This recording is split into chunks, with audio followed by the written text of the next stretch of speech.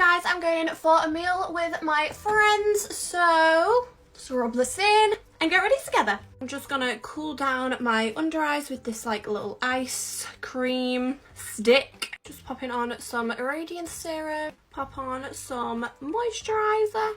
Just gonna work in some of this avocado primer to just smooth out my pores. Gonna stick down my brows with the Refi Brow Sculpt. So I'm just gonna stick them down now.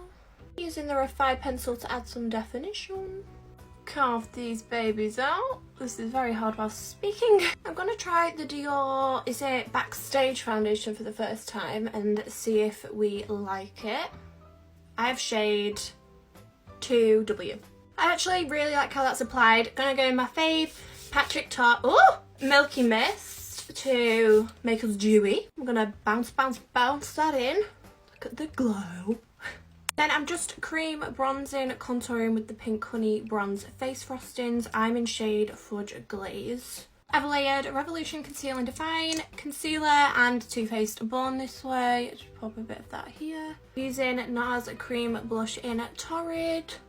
Love this so much. I'm gonna set with the Laura Mercier Translucent Pull a Funny Face to make sure you get all in them creases. Chisel the cheekbones. Just contouring my face with the Revolution Pro Cocoa Sculpting Bronzer. Using these two shades from the Beauty Crop Cocoa Rose palette and put it everywhere. I liquid blush and I even pop some in my crease just to give it a bit of colour.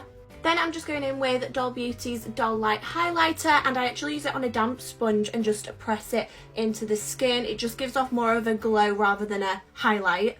Looks so good! Just brushing it over everywhere with the Charlotte Tilbury Airbrush Powder just to soften everything, make us look airbrushed.